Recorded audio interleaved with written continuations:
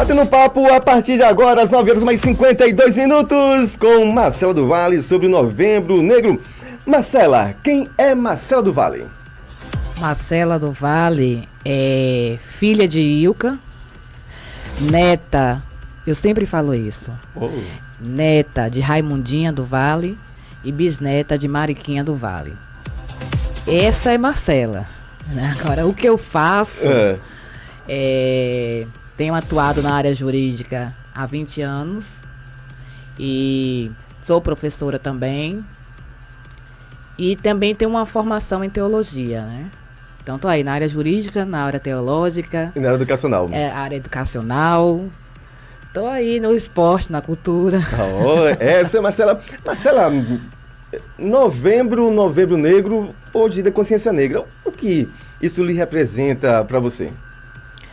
Essa é a essência, né, pra gente. E dia 20 de novembro é uma conquista.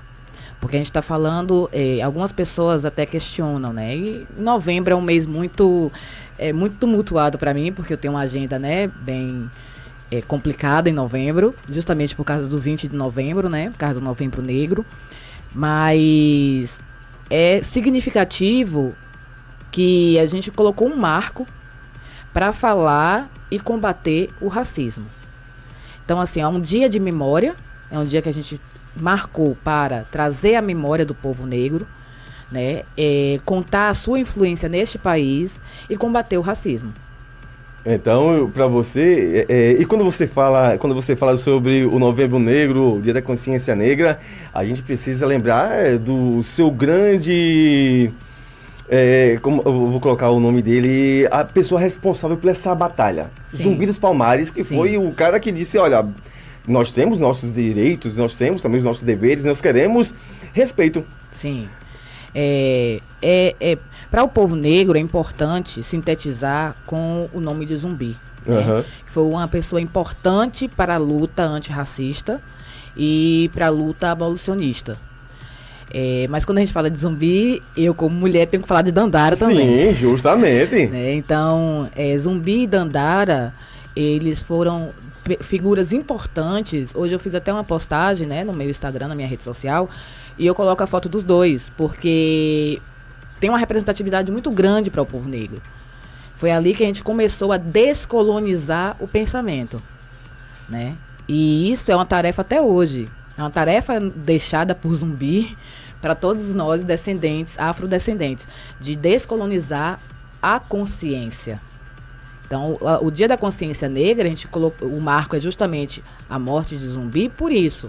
Porque ele é um dos nossos grandes revolucionários, abolicionista e antirracista. Antirracista. Você falou sobre a Dandara aí, a gente é só atrelado mesmo ao conhecimento de Zumbi, mas a Dandara também teve a sua importância nesse contexto de respeito pela cor. Sim, toda a formação, né? Porque assim, dentro da sociologia, é natural que a gente veja que nada é construído somente por um sujeito. Certo. Tudo é coletivo. Por mais que a gente coloque o nome de um, né? Um representa. Mas a gente precisa entender que foi uma coletividade, né? Zumbi, o Quilombo de Palmares, ele é uma coletividade. Até hoje, ele existe até hoje. E em toda a coletividade é importante, e principalmente em comunidades negras, né, porque a raiz africana, ela nunca diferenciou o espaço feminino e masculino, né? Então, para tudo existir, você precisa dessas duas energias, a masculina e a feminina. Então, é muito europeu esse conceito do patriarcado. Porque a gente não fala de patriarcado ou matriarcado em África. Certo. Né? Até porque a maioria das sociedades são matriarcais. Mas o homem tem um espaço que a mulher está na administração, a gestão é sempre feminina. E o homem é voltado ao espaço da guerra, né? Da proteção do conflito em si. Então, tudo tem uma função, mas você precisa dos dois. Exatamente. Então não seria diferente em Palmares, né? Então a mulher tem o seu espaço também nessa luta. E é uma luta aí que a gente, infelizmente, vem até hoje, século XXI, ainda temos ela ainda. Nós estávamos conversando aqui em off sobre a respeito disso tudo e a gente começou a falar que a nossa educação passou a dar ênfase em 2003, que é quando passou as escolas a estudar a nossa afrodescendência. Sim, a Lei 10.639, ela tem 20 anos, né? 21 anos 21 vai anos, fazer agora, isso. né? Mas eu acho assim, em 2003 a gente ainda não começou, né? Ela não pegou direito. Não veio. Até hoje, então assim, 20 anos depois é que essa lei veio se tornar obrigatória. Então a lei, ela surge com a intenção de combater o racismo, e uma das estratégias é a educação. Então, pela lei, as escolas têm a obrigação de oferecer o ensino de história e cultura da África, para que as pessoas compreendam o que foi a África, o que é e o que será. E com isso, a gente entender que na sociedade não existe essa formação diferente, né? Essa formação desigual, essa formação de nivelamento social. Então, ela surge com isso. Só que a gente só vê que ela começou a ser obrigatória e implantada só em 2023, né? Exatamente. Tem muitas escolas que ainda não implantaram. O que se dá, a escola ainda não aderir a isso, ao conhecimento? Então, isso se deve à nossa própria formação social, né? De que ainda não vê a importância,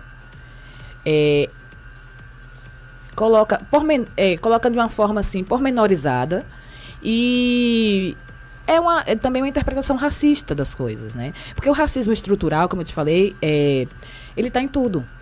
Certo. Então, na nossa própria formação, se dentro da escola você adota um livro que ainda fala que a abolição da escravatura veio da princesa Isabel, você não está, né? Você não está alinhado realmente a um pensamento antirracista, de falar que o povo negro lutou por isso, que o povo negro é responsável por isso, né? Então tem toda uma história por trás. Então, quando a gente não adota medidas para informar e tirar e banir a desinformação, então a gente está contribuindo para isso. Eu estava conversando um dia desse com um colega meu, um professor também, o Marcelo, eu posso chamar isso para você, Marcelo. Pode falar. Não, o Marcelo era um amigo meu, conversando com ele, sobre justamente, ele falou assim, olha só, a princesa Isabel foi quem assinou ali, e deu liberdade aos escravos. Eu falei, cara, velho, em que contexto você coloca liberdade, quando você coloca alguém em liberdade, mandar subsídio e suporte para ele que possa viver? Porque quando você alforriou eles, você não deu suporte para eles. Ou seja, eles viviam o tempo todo na casa dos senhores, não teve dinheiro, não tiveram terra, eles foram justamente, olha, estão livres, se virem. Ou seja, a princesa Isabel também foi esse anjinho todo que nem o pessoal pinta aí nos livros não, né? É isso, mas a gente ainda tem livros sendo adotados em escolas falando isso. Da mesma forma que fala do descobrimento do Brasil, né? Que era uma terra já descoberta. Já chegou aqui e não tem ninguém não, né? Só uns índios só. E aí, então assim, a gente precisa fazer uma releitura, e aí que a gente vem com a questão de descolonizar a história, descolonizar o saber, de colocar a história como ela deve ser contada. Eu falo muito de um provérbio africano que ele diz justamente isso. Enquanto a gente ouvir só a versão dos caçadores, os leões continuarão como os vilões, entendeu? Uhum. Então, a gente precisa recontar essa história. E precisa difundir essa história.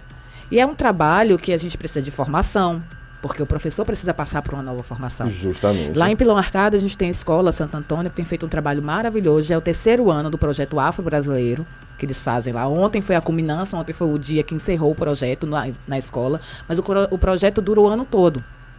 E eu já eu vou na escola, eu tenho uma especialização em cultura e história da África, e eu vou na escola para passar conhecimento aos professores. A gente tem planos de aula também para como eles vão passar isso para como é que os conteúdos vão ser abordados? Para os alunos. Uhum. Então, assim, a gente sabe hoje, por exemplo, um dos exemplos que eu vou dar, né? Porque são vários. Sim. Mas a gente sabe hoje que a matemática, né? a gente sabe hoje não, a gente já sabe há muito tempo, que a matemática foi criada na África, né? E que um teorema que a gente costuma chamar teorema de Pitágoras, ele é um exemplo, né? Ele não é de Pitágoras. Ele foi criado 3 mil anos antes de Pitágoras nascer, né? Uhum. Então, tirar também essa visão colonizada sobre o saber, sobre o conhecimento que as pessoas têm sobre a África, é importante para a gente combater o racismo também. Né? Então, hoje o teorema de Pitágoras é chamado de teorema do ângulo reto, do ângulo retângulo. Então, assim, é importante, do triângulo retângulo, desculpa. Então, é importante que a gente traga esse conhecimento à população e aos difusores de conhecimento, que são os professores. Exatamente. Então, primeiro a gente precisa formar, dar a base, né? Aí a gente vai para a escola para formar a nossa base da sociedade, que são as crianças e adolescentes. Exatamente. É interessante que a população que nos ouve aí, deixa eu aproveitar aqui e mandar um forte abraço aqui, quem está nos ouvindo, o programa lá em Massachusetts, nos Estados Unidos. Ô Márcio, obrigado, viu? Ele disse que sempre ouve a Rádio Zabilé FM, é fãzaço do programa Alto Astral, não perde, e está gostando muito da entrevista aqui. Então você aí nos Estados Unidos, nosso muito obrigado.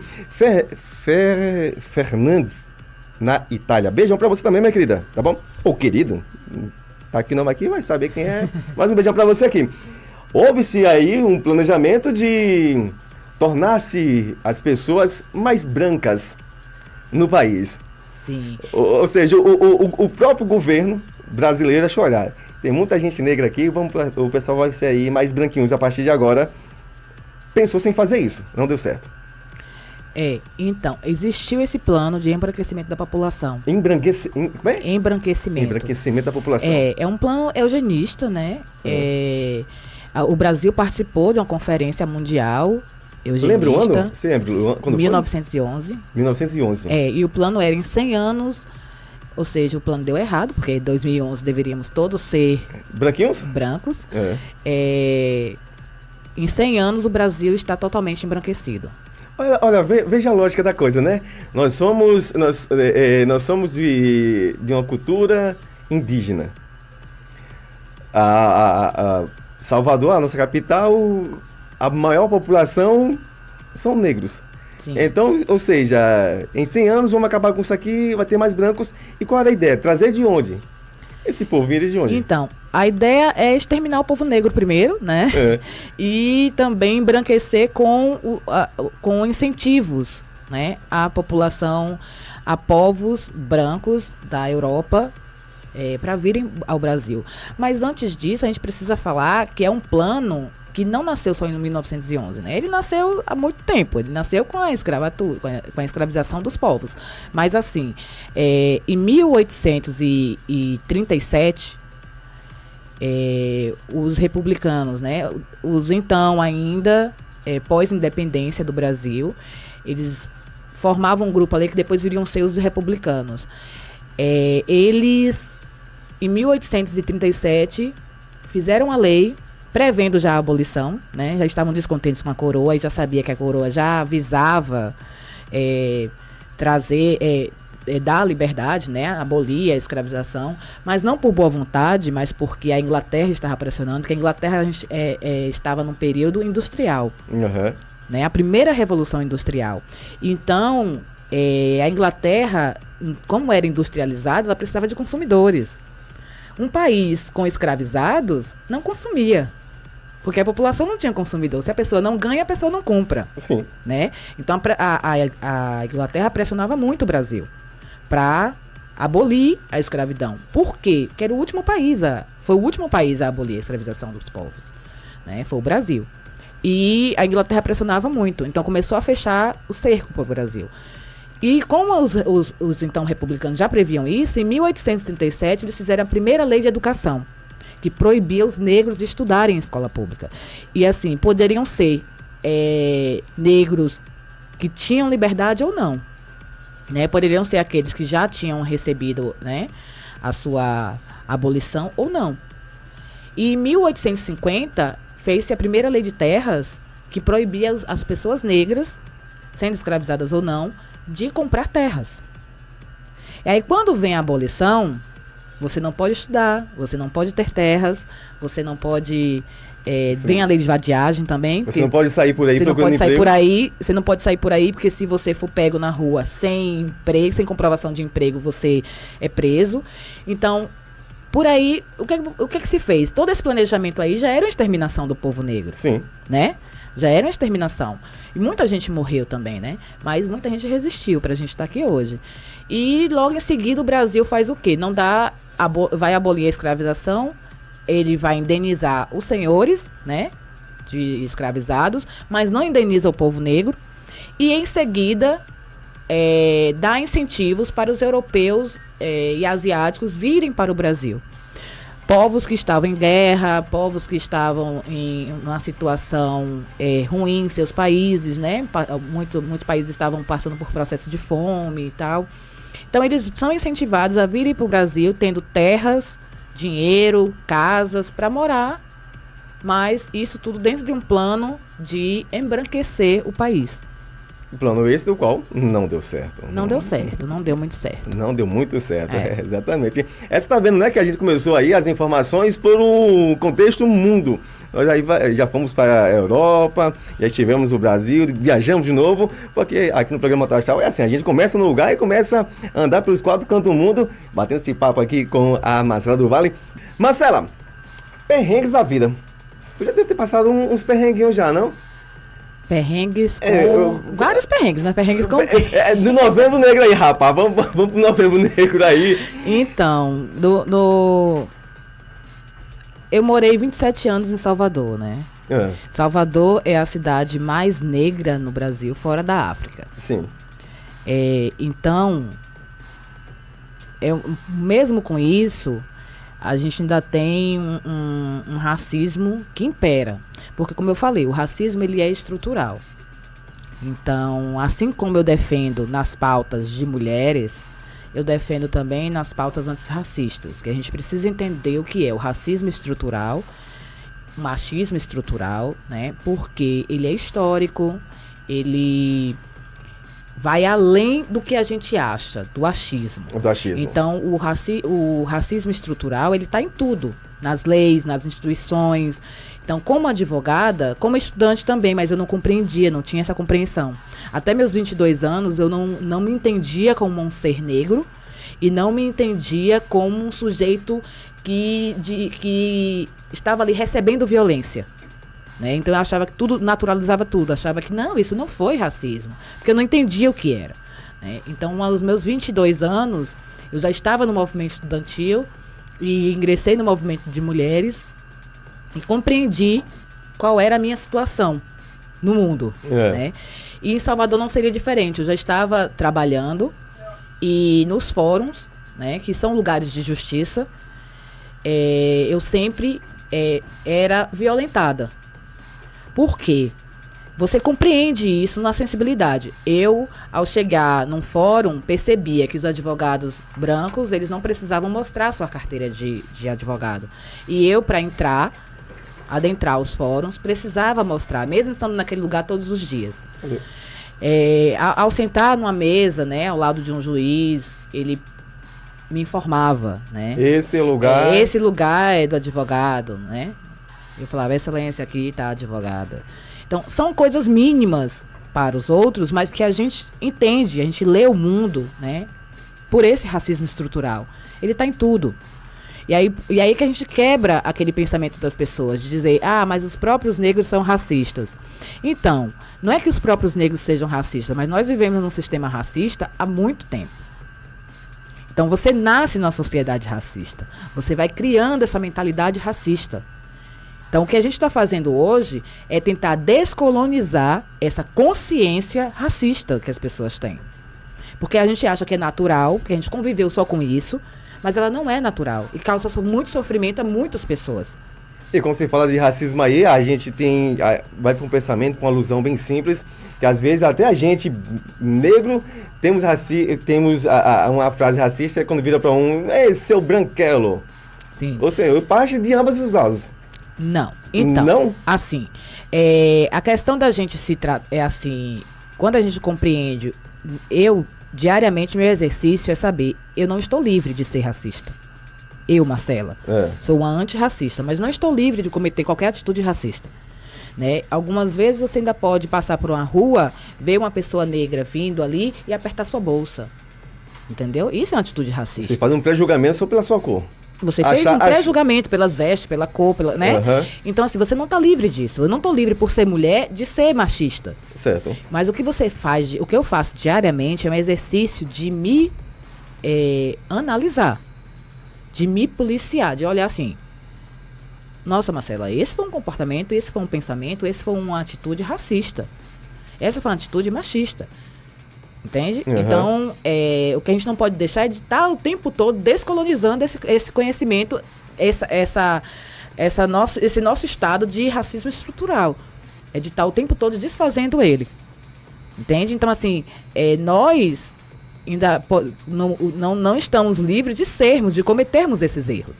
O que a gente precisa fazer é estar diariamente de olho e nos formando. Quando você fala em estar nos policiando, estar fazendo uma autoanálise todo dia sobre isso, não é fácil. Não é fácil e é doloroso também. Mas assim, a gente também... É esse o exercício? Se é esse o exercício que a gente quer que a sociedade faça, nós somos sociedade também. Nós somos uma parcela da sociedade. Então nós também precisamos fazer. Né? Porque a gente tem, não é porque você está defendendo uma causa que você não cometa o erro daquela causa. Você pode cometer de forma diferente ou de forma não usual, mas você comete. E por isso precisamos estar atentos. Não estou dizendo que você fique o tempo todo neurótico, certo. Mas a gente precisa estar atento às nossas atitudes, às nossas falas, né? Aos nossos pensamentos, porque assim, o que a gente vive, o que eu vivo, Marcela, é um recorte da realidade. Eu vejo uma coisa e eu interpreto essa coisa diante da minha experiência de vida. Certo. Mas a minha experiência de vida não abarca a sua experiência, não abarca a dele, porque assim, às vezes você tem um irmão que nasceu da mesma mãe, do mesmo pai, morou na mesma casa, teve os mesmos benefícios, teve os mesmos... e pensa completamente diferente de você. Porque ele teve uma experiência de vida completamente... não completamente diferente, mas ele teve uma experiência de vida, ele interpretou o mundo de forma diferente de você. Então, por que eu acho que eu, Marcela, tenho uma experiência diferente da sua e vou pensar como você? Essa é a questão. A gente precisa entender o que é. Não estou dizendo que nem todo mundo vai interpretar da mesma forma, mas não é uma questão de achismo. É uma questão de você entender que esse é um processo científico. Você acha que isso parte do contexto de precisa se passar para sentir na pele? Não. Não precisa? Não. Não precisa, porque assim, imagine, que caos seria se a gente só pudesse falar das coisas ou entender as coisas se a gente passasse. Uma cena bem, não muito recente, acho que foi 2022, Bruno Galhaço, que estava com sua esposa, acho que em Portugal, que uma mulher ofendeu seus filhos por ser negros. Sim. Saiu a sentença há pouco tempo até, que ela foi condenada, né? E ganhou a causa, ela vai ficar presa durante 5... Não é uma prisão, porque ela vai estar respondendo em liberdade. Sim. Ou seja, não é uma justiça injusta. Então, você cometeu o crime, se de fato foi comprovado. Aí vai pagar uma fiança, aí acha que esse valor financeiro, monetário, vai tirar a mágoa proferida ao próximo. Então, mas é uma medida educativa. Né? O valor não vai reparar. O valor não repara. Mas o que repara é para a sociedade, que é uma medida educativa. As pessoas precisam compreender que essa atitude é um crime e que a gente precisa se analisar e se descolonizar. Mas vamos para um pensamento bem prático e profundo. Pegamos uma pessoa aí que tenha bastante recurso financeiro e ela pratica um ato desse. É condenada a pagar.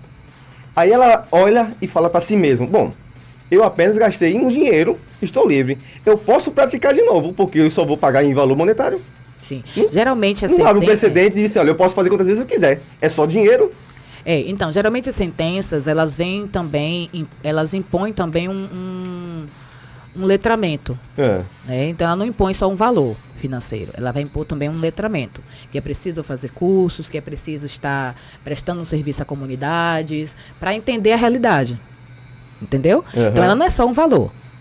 Nem sempre é assim, nem sempre não é só o valor. As sentenças de racismo e de injúria racial, elas geralmente, o que a gente está falando aqui de valor é só indenização moral. Sim. Mas, né, elas também têm a condenação, e nessa condenação também está o letramento, que é importante, que pra gente é o que mais importa, né? Mas como as pessoas também entendem muito pelo bolso, tem-se a condenação material, né? Então, a gente precisa analisar a condenação como educativa. Que as pessoas precisam entender que isso é errado e que é um crime. Então, não tem só a parte financeira, né? Não se combina apenas somente financeira, mas também ao letramento, ao entendimento, à educação. Mas quando a gente pega aí, nós estamos no século XXI, muita coisa foi feito anos passados aí, muita coisa evoluiu, deu respaldo às pessoas. Tem um olhar de melhoria para anos futuros? Que isso possa ser menos comentado, menos visto, menos... Então, a ideia é essa, porque quando a gente fala, o Brasil, ele fez um pacto, né, para combater o racismo. E esse pacto, ele tem diversas formas. Tem uma forma através de lei, tem uma forma através de políticas públicas, e assim, nós temos leis, mas temos outras formas também, que na educação a gente teve a lei 10.639, nós temos a lei de cotas, porque quando as pessoas falam assim, e aí a gente chega num assunto muito polêmico, né, mas é muito importante. Sim. A lei de cotas é uma reparação, né? A gente precisa entender o que é reparação. Que reparação é essa? Lembra que lá atrás eu falei para você que os negros, eles foram proibidos de estudar, sim, de formar patrimônio, né, e de circular. Certo. Então, isso causou um atraso. Não causa? Certo, correto. Um atraso. A população que a gente tem hoje, empobrecida no país, 78% é de negros. Mas vamos lá, vamos um pensamento bem mais profundo. Sim. Eu bato papo gostoso aqui. Sou negro, eu tenho essa cota que o governo está dizendo para mim, para fazer uma reparação que os meus antecedentes lá não poderiam. Só me deu a cota, mas não me dá subsídio para que eu possa cursar. E aí, que reparo é esse? Não é o mínimo? Então, mas é a nossa realidade que vai transformando. Então, assim, a gente está buscando. Está faltando isso? Vamos buscar. E por isso que a gente tem as políticas públicas. Porque a gente está gerando agora, a gente já tem políticas públicas na educação, no esporte, na cultura, em vários segmentos, para reparar justamente tudo isso, para a gente também ter suporte. Mas a importância da lei não se desfaz por isso. Ela ainda tem seus problemas? Tem. Mas essa lei é importante para trazer justamente essa reparação. Lembra que eu te falei que teve essas leis todas, sim, né? Que proibiam o negro, né? Ao mesmo tempo, não tivemos as leis que incentivavam as pessoas brancas a terem suas propriedades, a terem suas, né? Justo. Então, essa foi a primeira lei de cotas do país. Entende? Eu entendo. Então, a lei de cotas para negro não é a primeira lei de cotas no país. A primeira lei de cotas no país foi quando incentivou o próprio governo fez uma lei incentivando a vinda de estrangeiros brancos. Certo. Entendeu? E dando a eles subsídio financeiro, de terras, enfim. E eles se industrializaram e eles enriqueceram no nosso país. Enquanto isso, nossa população negra empobrecia. Porque não podia estudar, sem estudo você, né, não evolui. Não podia ter propriedade, patrimônio. E lembrando que no Brasil não existiu só escravização nas fazendas, né? Existiam nos grandes centros também. E essa escravização dos grandes centros geralmente não eram chamados de escravização de ganho. E aí que a gente tem as ganhadeiras. Né? Quem eram as ganhadeiras? Eram as quituteiras, as baianas de acarajé, os sapateiros. Eram pessoas que já tinham domínio de alguma função e eles ganhavam e uma parte ia para o senhor. Mas a grande maior parte. Mas eles tinham valor, mas eles não podiam ultrapassar certo valor. Eles não podiam ter, e assim foi criada a Caixa Econômica Federal. Pelos negros que não podiam guardar seu dinheiro.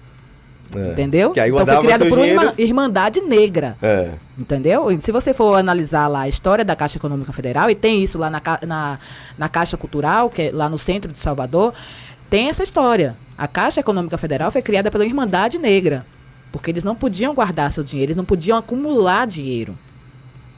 Era proibido no Brasil os negros acumularem patrimônio.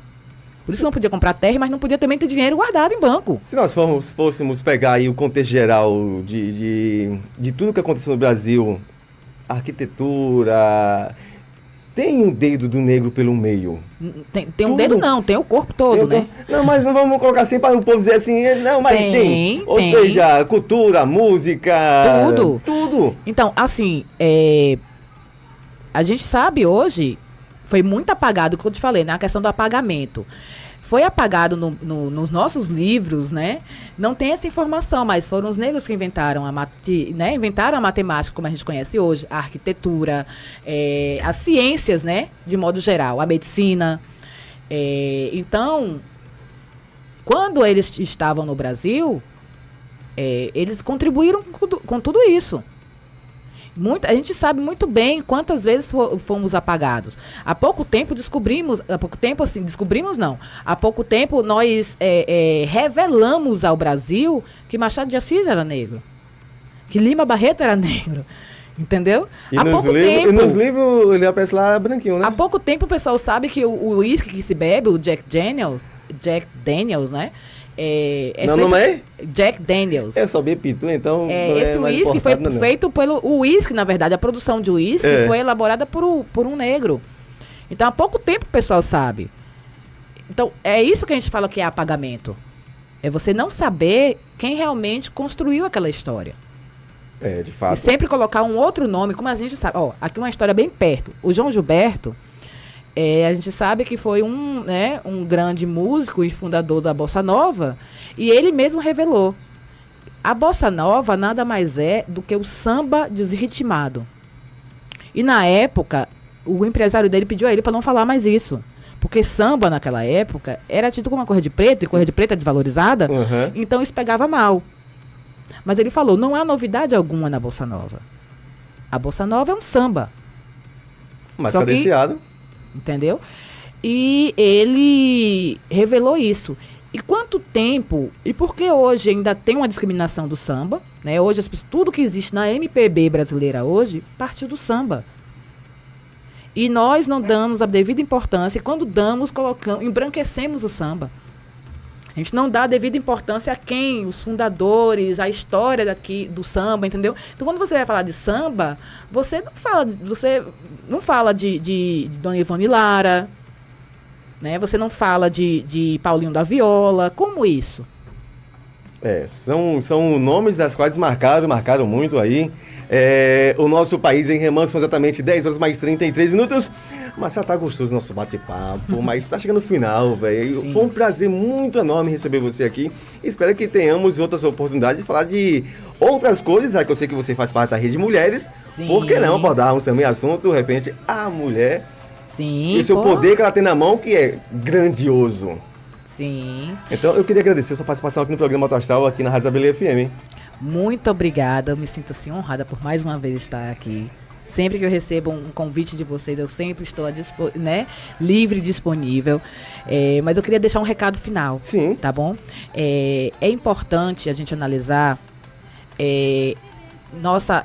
o Novembro Negro contextualizado. Então, assim, é importante a gente falar sobre a presença negra em espaços de poder. Então, acabamos de passar por uma eleição. E nós precisamos trazer isso à tona, porque assim, quem nós elegemos, as câmaras e o poder executivo, nos representam? Quantas pessoas, assim, por que é importante ter representante da luta? Porque nós começamos a pensar, e é assim que a gente vai... A pergunta que você me fez, como que a gente muda isso, como, né? Por que a lei de 2003 está sendo implantada somente em 2023, 2024? É exatamente isso. Quem está olhando para isso, quem está realmente preocupado com a igualdade. Porque, assim, só existe democracia se existir igualdade. Na inexistência de igualdade, não há democracia, não há sistema democrático. Então, quem está lá tem essa visão? Quem está lá vai se preocupar em trazer políticas públicas que atendam à pauta de igualdade? Né? Então, é uma reflexão para a gente pensar assim. Eu vou deixar aqui uma última pergunta, né? Vai. O que a gente está fazendo, cada um de nós, o que a gente está fazendo para descolonizar a nossa consciência? Eu não estou falando de achismo, não estou perguntando se você concorda ou discorda. Isso, o que você concordar ou discordar, não interessa aqui, porque é um achismo. O que interessa é a existência. Existe isso e o que você está fazendo? Exatamente. E aí, a pergunta ficou para vocês. O que é que vocês estão fazendo?